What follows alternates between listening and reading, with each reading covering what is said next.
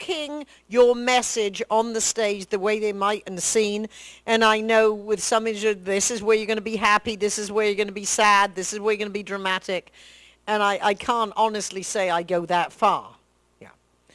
Okay, there'll be other times. Okay, Monica? Obviously, I'm not allowed to put people out of work. Good, thank you. Your slides do not detract from what you're saying. They aren't overloaded with a lot of data so that we're all trying to write while you're speaking, and you turn it off when it's not needed. Yeah, exactly.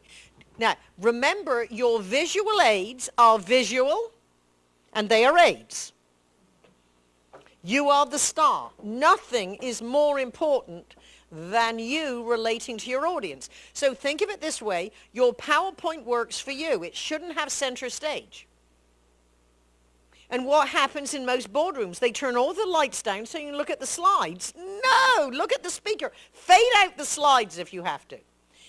And conducting this activity at Microsoft, what did you learn? What have you seen? And at Microsoft, they said, it's amazing how you use the PowerPoint and you turn it off when you want us to look at you. I said, you're Microsoft. You should be teaching me, not me teaching you. Is it burning or can it wait? I thought it was interesting that you're not following any notes.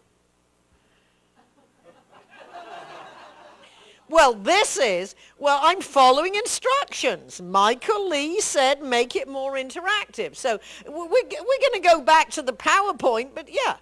But after 40 years, and what is fun, and those of you who've seen what we'll do later, mini coaching, when you have a presentation, you need to hold the overview in your mind. You need to know where you're going. With a more of a workshop, there's going to be more interaction. You need to know how to go back. Now, certainly, holding the overview in your mind, you always have your slides to come back to if you want. Or you can say, where the heck was I? I was making a point. With responding to the audience and with mini coaching, that is fun. Because it's, as I was saying to Mark, our MC, you don't quite know what's going to happen, and it's like living on the knife edge of now. You are in the moment. We all know we have stories that we can be telling our stories and thinking, I better change here. And obviously the MC's standing up. I'm running out of time. You can have this inner dialogue while you're actually speaking. When you're engaging with the audience you're coaching, you have to be in the present. And that's exhilarating.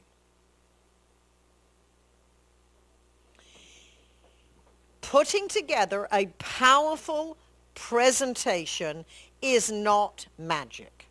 Although some individuals are more naturally charismatic, it is not magic, it's technique. Feel free to tweet that at pfripp, #FrippVT.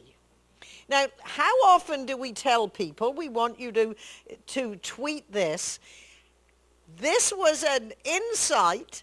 Why don't you put what you want the hashtag and your tweet in the PowerPoint? Now, you've never seen that before, have you? No. Right. All good presentations do not start with PowerPoint. They start with the creative process. Where are my friends who were at Genentech? Good. The most exhilarating moment in my 5-year Genentech coaching history 2 weeks ago. My new client walked in and his opening words were, I'm not using a PowerPoint. 5 years I have lived to hear these words at Genentech. I said, great. He said, I have 10 minutes. Perfect. You can have more impact with a tight, concise, brilliant 10 minutes than you can in 4 hours. That was the creative process. Those of you in the academy, Those of you who are guests, doesn't matter, think of one speech. It's either going to be a speech you're working on. It could be revisiting the speech you have. So will you raise your hand if somebody called you tomorrow and said, I heard you were great, you can talk about anything you like. You have $5,000 for 45 minutes a week from Saturday. Will you raise your hand if you have a speech ready to go?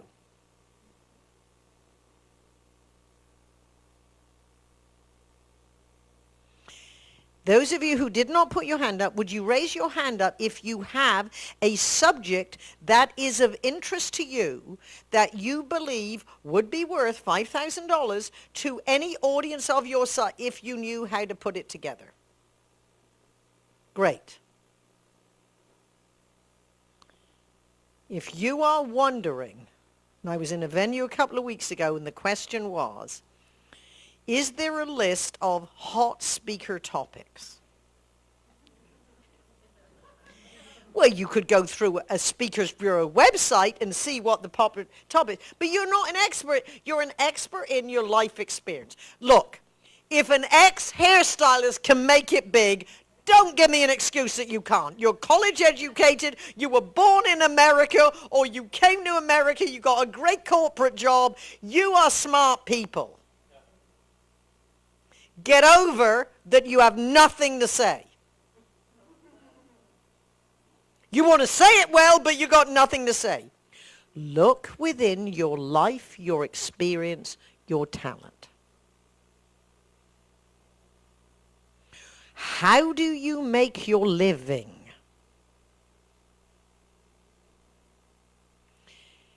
Do we have any individuals in the academy who have a day job? And others, they get corporate salary. Who do you work for? Myself. That doesn't count. Corporate job.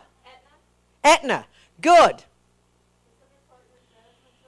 Pacific Park Management Services. NetSuite Incorporated. Clorox. Great. Good.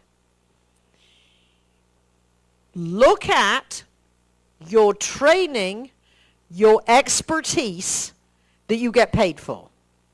In fact, sir, why don't you come up here? Handsome gentleman who was going to get the napkins. Yes, you, sir. Come on.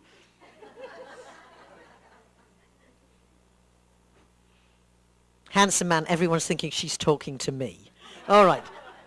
All right, good. Yeah, you can stand on it. Can we have a microphone for my new best friend? Did you actually get any napkins for us? Yeah. Good. You see, this is a man who takes initiative. He said, are there any napkins? I said, I can't see any. He said, well, you know, he could have gone back and said to someone at the desk who's busy, we need napkins. He took the initiative to go get them. Give him a hand. You got sticky fingers, thank him. He will de-stick your fingers. All right.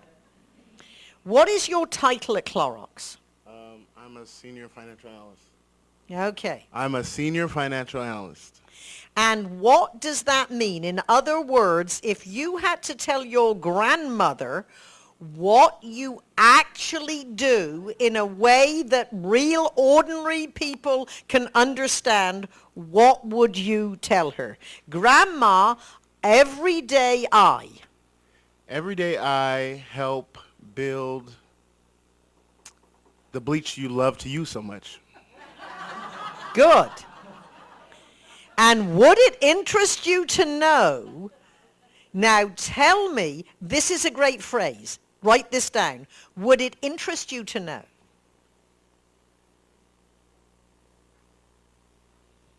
that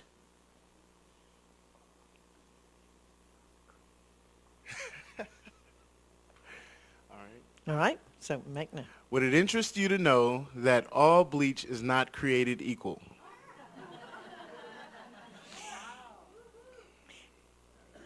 What? You have 4 sentences. What would follow that line?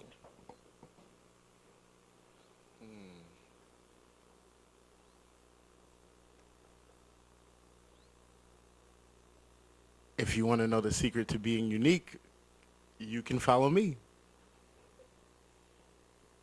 All right.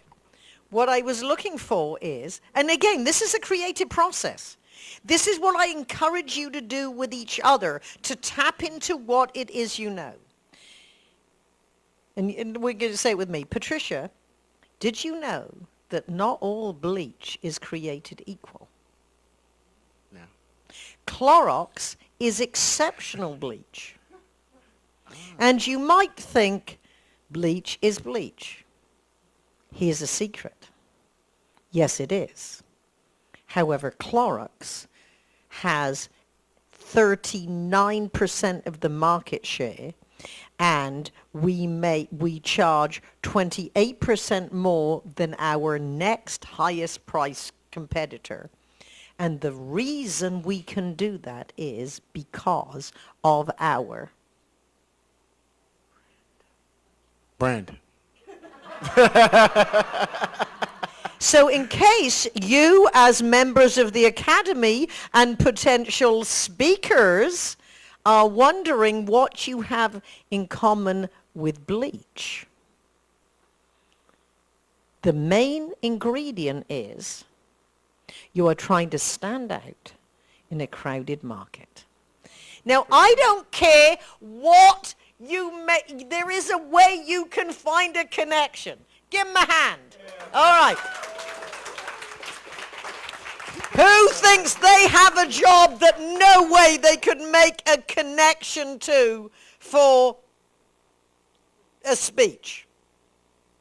We have to start with the academy. Anyone in this academy or the next academy that thinks my job is so obscure or dull or technical, no way could I turn it into a speech? Come on down.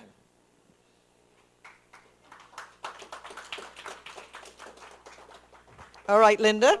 Oh, yeah, sure. Well, you're not quite as tall as our handsome friend over there. Good.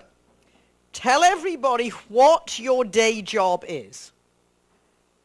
I'm a reporting and data analyst in a healthcare company. Which means, for us who don't quite understand that, what results are you supposed to create? I'm supposed to create data in a format that non-technical people can look at it and understand what it is. So in other words, you do exactly what Patricia Fripp does for speeches. You simplify and demystify the process of data so that your executives can make sound business decisions? Exactly. And how do we prepare information? Now, so think of what you do in your job. Doesn't matter what our jobs are. How do you present information so that an executive can make a wise decision?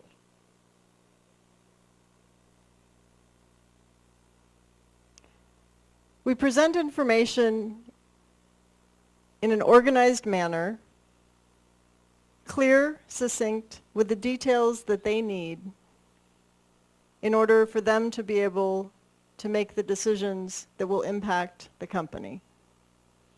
And I would believe what you probably have to do is handle the details, present on the deals. In other words, you need to be able to justify all your recommendations. However, you, for someone who's going to succeed, is have the ability to look from the point of view of your audience, which is senior leaders who look at the big picture.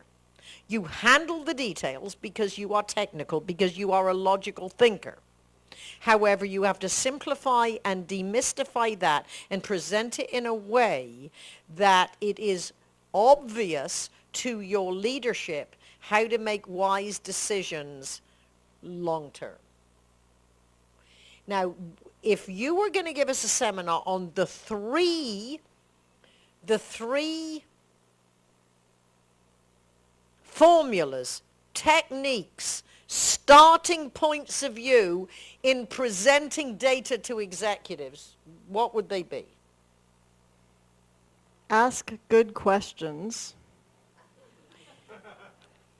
Understand what it is that they're looking for to be able to clarify it for them to make the decisions they need to make. Now, you see, Linda had no idea she was going to do this. I had no idea this is where the conversation would go.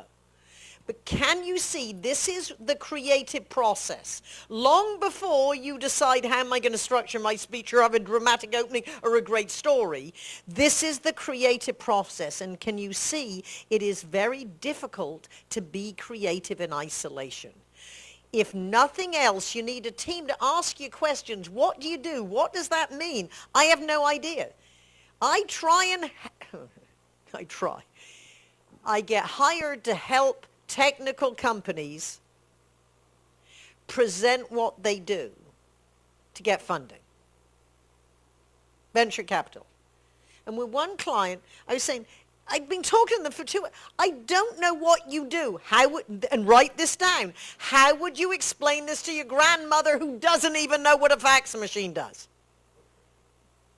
I do not wish to be disrespectful for grandmothers. I realize yours is probably younger than I am. And we all know I'm young and hip. And making a bold attempt. What he said was, our technology is like a night watchman. We keep the bad guys out and let the good guys in. Now I understand what you do. Can you see? It doesn't matter how technical your business, you have to make it understandable. And I promise, within the discipline of your job, you can do this. And you use your corporate credentials and being smart. Oh, this is a calling card. Good job. Thank you. Give her a hand. Based on what you have seen, based on what you have heard,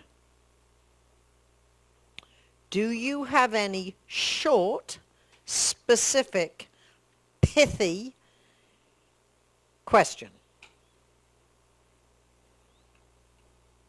My name is Jerry Sarnan. Looking at all the top speakers, what percentage of what they present is truly original content versus really well-packaged information that's been available for years? I cannot speak for every great speaker because many have had unique life experiences, and it would be quite original. Speaking for the mere mortals,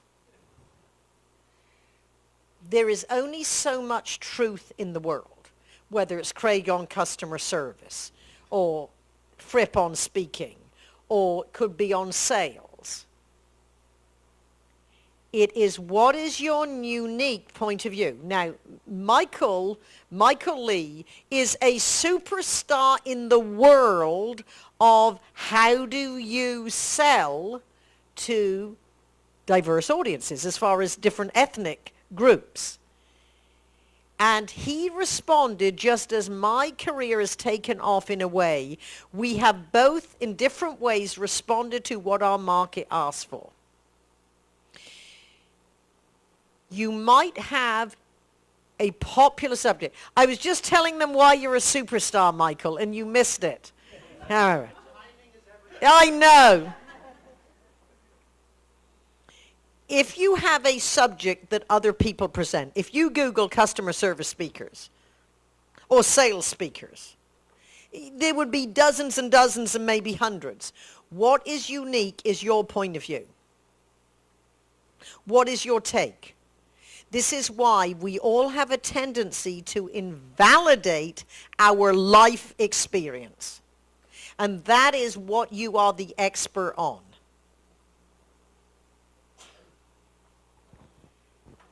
All right, gentleman with the beard. Sure, sure.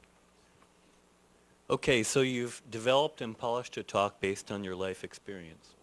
Now, what information do you need from a speaking client to do the best job of customizing that speech for that client's audience? Good. There are different degrees of customization and personalization. And that is one way earlier in my career that it did help boost my business. So first, you develop your core speech, and then while you are researching your clients, from reading their magazines, their websites, and interviewing different individuals, you need to ask yourself this question. What does this remind me of? What does this remind me of? So, for example, one of my classic industries, I became an expert in the death care industry because of my first keynote to the American Cemetery Association. It was Zig Ziglar, Mark Victor Hansen, Patricia Fripp, 3 different days. You know who had the smallest fee. And it wasn't Zig Ziglar. However, it is one quote that will live on my website forever. You sure showed Zig Ziglar and Mark Victor Hansen how to give a speech. So listen up. What I was discussing was how to get, keep, and deserve customers. Certainly my experience, not only from my hairstyling salon, because that's what I realized in the beginning. What am I an expert on? I am an expert at building a small business, a service business. I am an expert at getting and keeping customers. That I could do. I could document. Then, as you are working for different clients, and the best part about being a speaker is the education. Because you learn a little about a lot of industries which make you more valuable. Then what you do is you look at within their industry, which in those days we used to get their magazines, and I was sponsored by a corporation called SCI. So I read their newsletters, and as I'm looking through the magazines, I'm taking my talking points and looking, what does this article remind me of? And one of my points is, everybody makes a difference. In the PR, the customer service, and the sales. Everyone makes a difference. So I have my classic story, as it might be from my own experience, my own salon or a client I work with. Then I found a story about how a groundsperson at a cemetery left what he was doing because he had to go make an area nice for some people coming to look around, to find a burial plot for grandmother. And so it was the fact that he took the initiative because he realized it isn't just his job to look after the grounds, it is his job to create an experience for potential customers. Then, so that is one level. You ask good questions. 2, where are my Fripp VT users? Do you realize there is a whole course on 17 ways to personalize your presentation? Then there is a great way, and that is become a customer.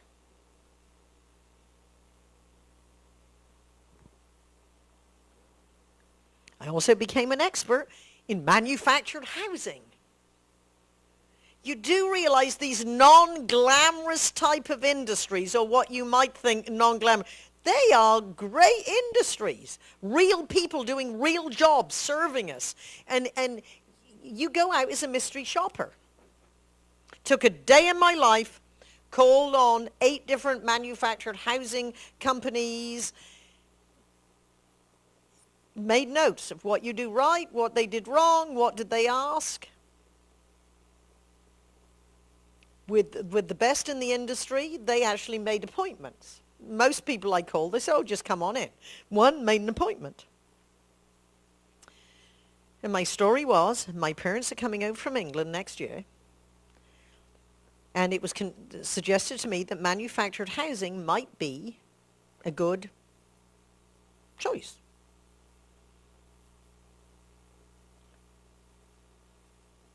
With the good company, they said, oh, Patricia Fripp,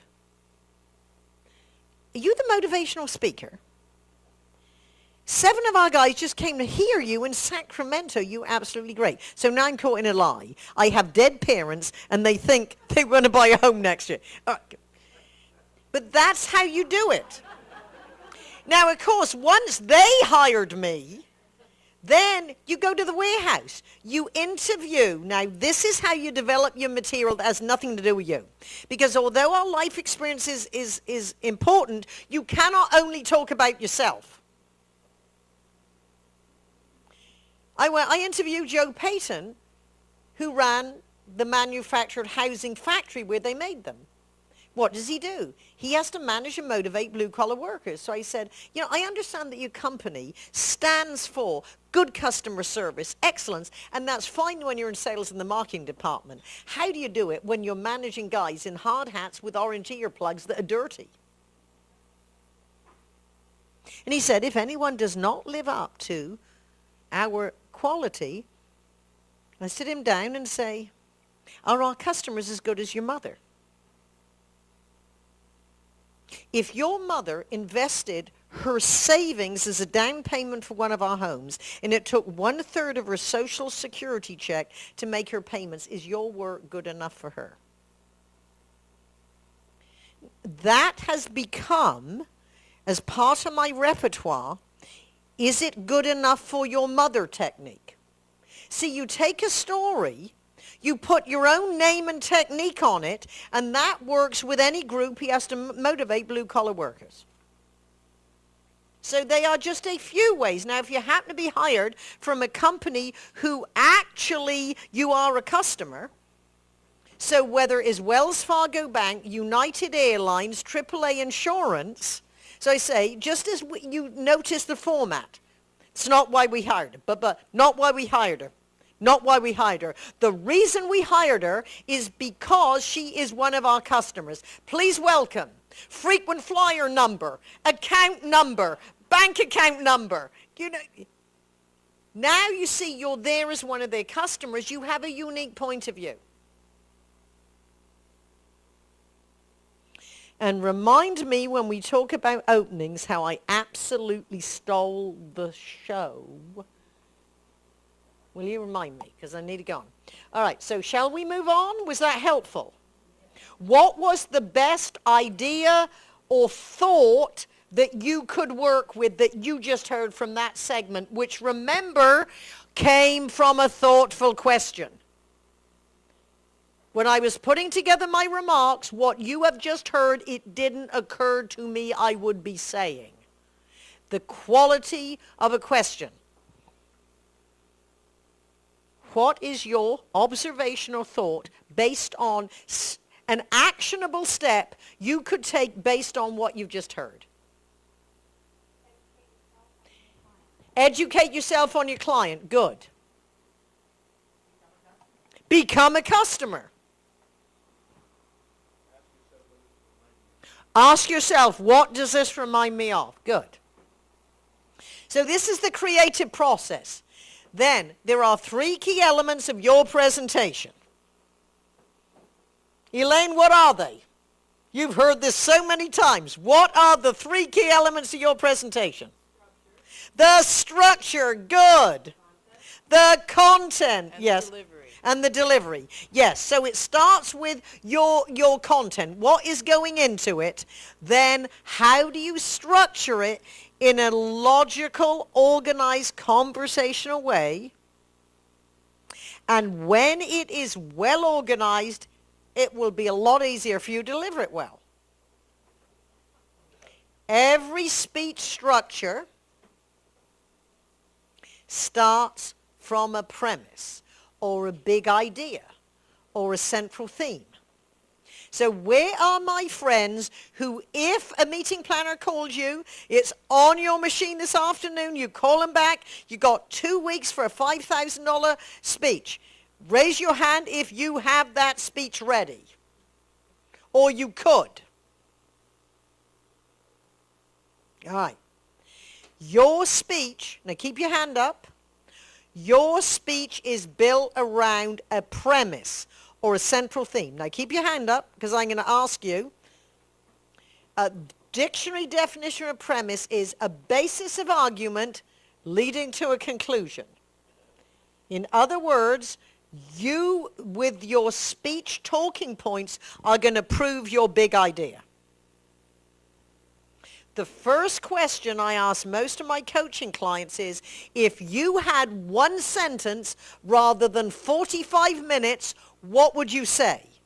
One sentence. So if those of you have your speech, keep your hand up if you could tell us in one sentence what your speech is about. All right? Just one sentence. If you're, pardon me, if your salespeople could find the humor in the challenging aspects of their job, they will stay positive, avoid burnout, and have better sales results. All right. Now, that is good. What you are giving me, though, is the big idea and the talking points. But hold that, and then you're going to work with the premise. All right, good. There are people who want to buy what you are selling even before they find you. Say that again. There are people who want to buy what you are selling even before they find you. Okay. Your customers are looking for you. Can they find you? Okay. That's the title of your speech. Your customers are looking for you. Can they find you before your competition? You can build the next chapter of your life by following these 3 simple steps. Okay, good. All right. The second chapter of your life is the best. In this presentation, you will hear the 3. Now, what are we going to call them? Now, if you're talking about a chapter of your life, then it has to do something with page turning or something to do with books. I don't have the answer, just the suggestions. How to open a small gold mine. Okay. Good.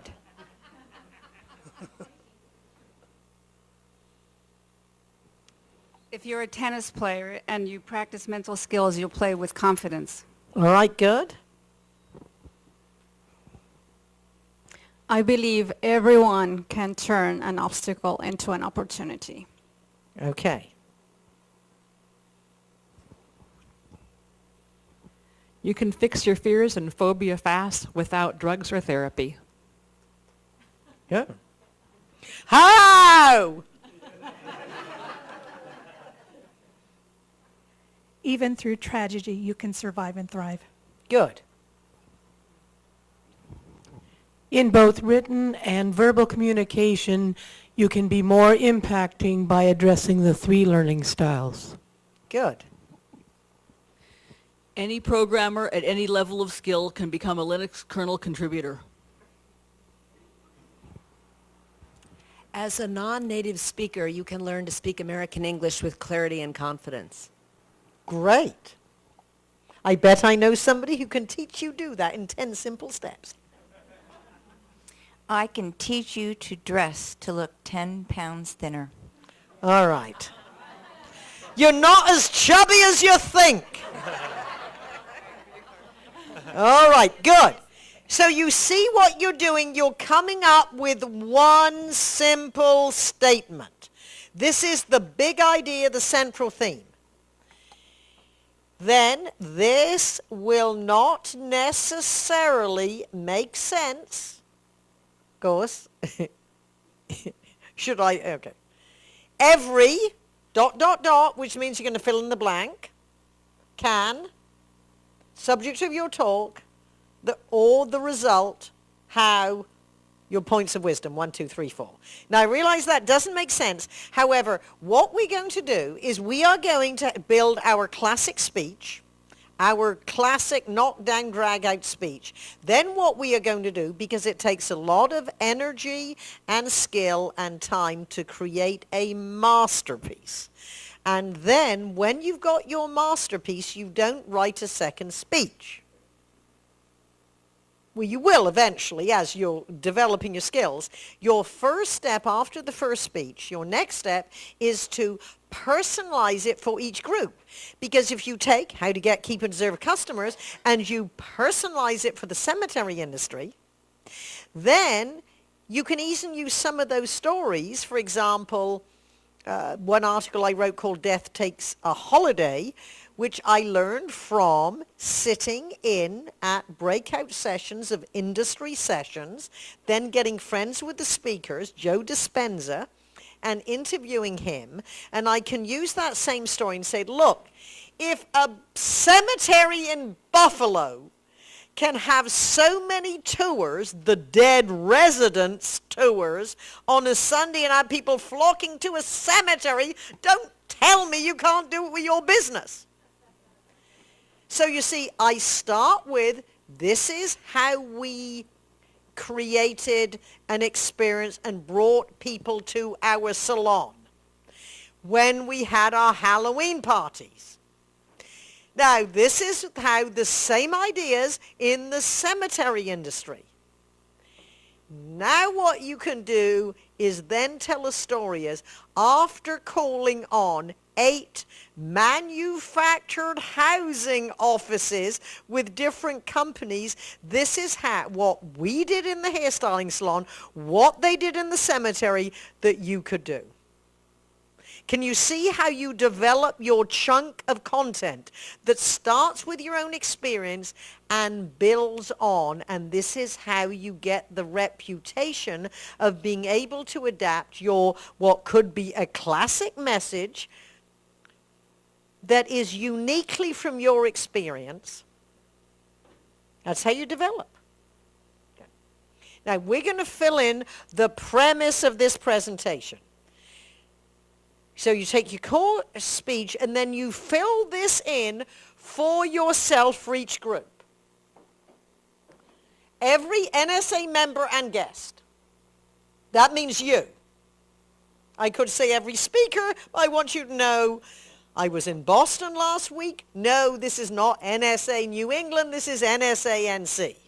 I changed the slide. I should have changed a lot more than that, but can better prepare and present powerful presentations. This is what makes it conversational.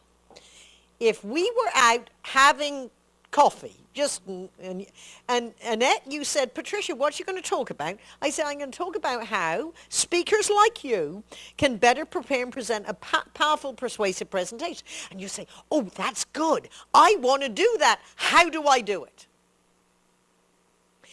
The questions that Annette is asking me is what your audience is thinking based on what they've heard.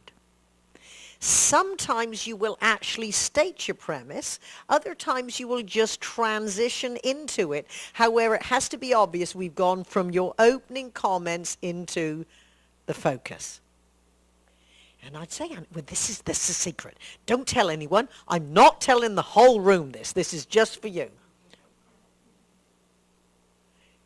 By Annette, what you are going to do, you're going to design your presentation focused on the audience, which is why you need to find out exactly who they are. What are their problems? This is a good question. What is a day in the life of a cemetery salesperson like? Yeah.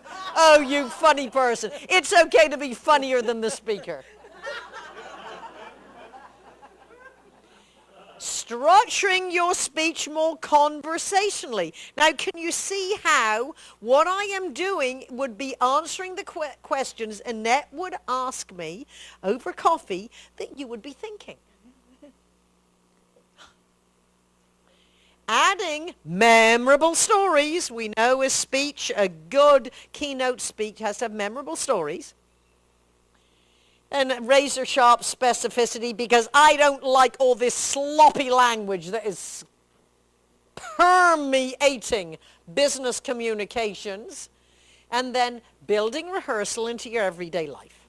Now, I know, Sir Dave, Doug, it would be really nice if we had high ceilings, but you are smart enough, you stand up, building rehearsal into your everyday life. So what are you thinking? Anne, oh God, but I'm so busy. I don't have time to go through my speech every day.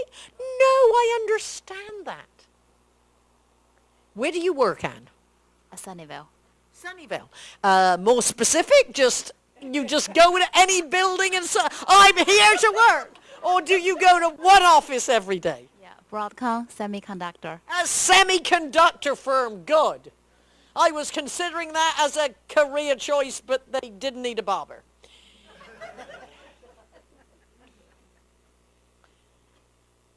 There are people in the cafeteria. There are people at the water fountain. So you can go up and say, have I ever told the story about when I was at Gate 22 American Airlines? No, Patricia, but I bet you're about to. Yeah. See, you practice your stories conversationally. You talk to yourself when you are driving. And here's the famous Fripp model. The first 30 seconds and the last 30 seconds have the most impact. You do not necessarily write them first, just be aware. In a lot of corporate boardrooms, what happens is people start with really the body of the speech. And if you're reporting to your senior management, it's not bad to start with your conclusion. The purpose of our meeting is to. You got 10 minutes to give a report on 3 months' work. Get to the point. In general, though, you are going to have, and we got multiple different ways you can start. Can be a question, can be congratulations, can be a combination of both. However you want to, tell a story, get into, but you're going to get their attention. What you and your preparation, again, this is, you've gone from the creative process of what's going in your speech to how is this going to be different for this group? What is different between ministers and cemetery workers? Or speakers and engineers? As I say to my engineer clients, some woman fell in love with you. Why don't you show your audience why?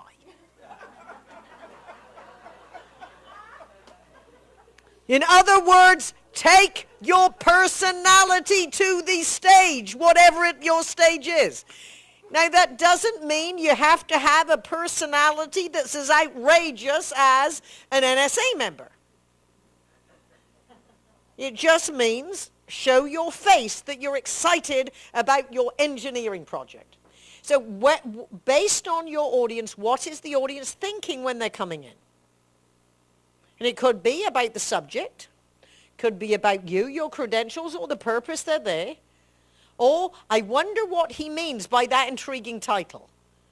Or, triples my sales with the same database? Wow. Introduce your premise, your big idea, your central theme, and then your points of wisdom make your case. Now, your points of wisdom are chunks of content, and there are different ways you can develop your content. You do have hold that up, please, Mr. Afternoon MC. Good, perfect. Turn it around so you were given that. If you don't, someone will give it to you. This is just a guide. This becomes a chunk of content. With some of your talking points, you might need an explanation. Give me one talking point from your speech. Wait, Mr. MC, you're holding. What is one talking point from your speech? Reading a sales deal like a poem will help you close it. All right, good. Now, doesn't that sound interesting? However, don't you need an explanation of what he really means by that? Then give me an example of how you have done this in your own business, and then say, if you want to sell more of your speaking or consulting jobs, this is how you're going to use this idea. That becomes a chunk of content. The next one, perhaps especially if you're giving a presentation at work, perhaps what you want to do about this technology. So you might look in the past. You will remember back in 2000, this was our problem, and we made this decision, and we came up with this great technology solution, and it worked wonderfully well until 6 months ago. So what your crack team of technology people have done, have put together this plan, which we have started implementing. This is where we are now. However, when we report to you in January, this is what we expect to look like. And you're saying, do you include all these? You might have one style all the way through. You might put these on the side, past, present, future. When it comes to stories, what you have just heard, and this is a little different than on your sheet because there are so many different ways you can put this together. What you just heard was an example of a classic story from how we promoted my hairstyling salon. Then, and perhaps the death care industry. This is what Joe Dispenza does in Buffalo. Now let's look at this company. Let's look at how the Holiday Inn, individual hotels, and as a franchise can take all these ideas to get your market share. Then you do your review, your Q&A. Remember, we never close on Q&A. And then strong close. We will pick this up right after the very well-earned break with your questions. May I remind you, the quality of the information you receive depends on the quality of your questions. Thank you.